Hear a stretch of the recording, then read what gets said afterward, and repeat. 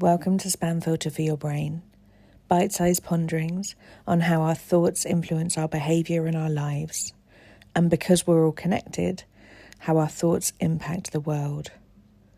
I'm here to help people reconnect with their bodies and declutter their brains. And I don't believe that we should just magically know how our emotions and our thoughts impact our lives if no one ever teaches us. So let's learn this stuff together. Where do you feel most seen? And where do you feel most invisible? What's really interesting in looking at how we want to be seen out in the world, how we want to be received by other people, is quite often when we're looking to other people for feedback, it's to try and make us feel like we are okay, that we are acceptable, that we're attractive, that we're lovable, and quite often that we're safe. And I don't think that any of these things are possible when you are outsourcing your emotional well-being according to another person's whims, because another person isn't going to have the same set of values, the same set of life experiences, and the same judgment barometer that you have as to what is and isn't important and what does and doesn't make up the things that become acceptable. But what can be really interesting when we can notice ourselves looking to others to give us the kind of validation that we are hoping for, to give us any of these emotions, is when we spot ourselves doing it. I really wish that person could have said that. Why didn't you say that? Or that person never gives me this kind of boost, this kind of compliment. They never say these kind of things to me. When you notice yourself looking for that in someone else, try and imagine what you hope them saying that, or saying those words, or giving you that little boost. Imagine what that would feel like. And from there, you can identify the emotion that you were seeking from them. Because the wild thing is that person is actually not able to give you that emotion, because our emotions come from our thoughts. And the only person who can grant you the freedom of that emotion is yourself. So once you've identified the emotion that you were seeking, that you were hoping that they would be able to give you, once you have this clearly in front of you, I recommend with a little pen and a piece of paper, because that's how our brains can't wriggle away from what we're actually working through. But once we've identified this emotion, then you can work out how you might be able to give that emotion to yourself. And if you can't quite stretch to imagining how you could give yourself a feeling of attractiveness, a feeling of confidence, a feeling of feeling like you're smart, or you're funny, or you're sharp, or you're someone who people might want to hang around with, whatever it is for you that you are really seeking from somebody else. If you can't imagine that because it feels too much of a stretch for you, what might someone who did feel that think?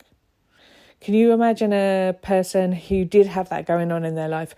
What kind of things might be running through their head?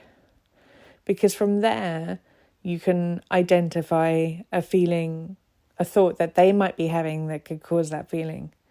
And if someone is able to have that thought, you could be one of them, right? You might not be feeling it now, but perhaps you could find some steps in between.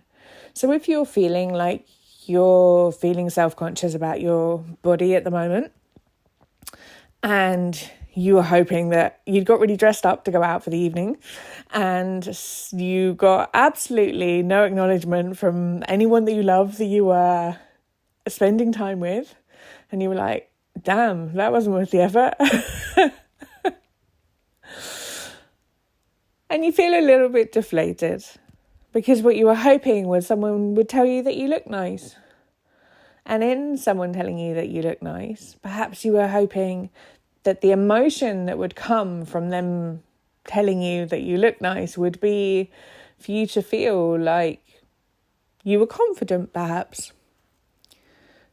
But that feeling of confidence doesn't come from someone else's vocal cords reaching your eardrums and causing an emotion in your body. That's not the way emotions work. Emotions work because you have externalized the authority of their judgment over your own. That person thinks that I look nice. I trust them, so that means that I must look nice. And that feeling, that thought of you thinking I must look nice is the thing that causes the confidence for you. It is not them saying the words.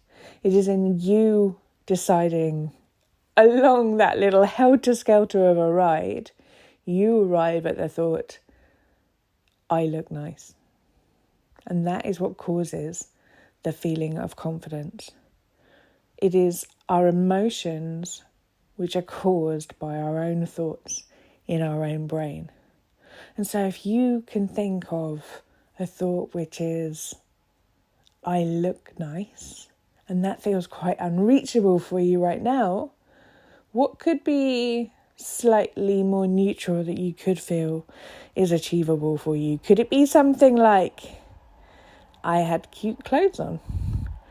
Could it be something as like absolute flatline neutral as I was out there with a human body?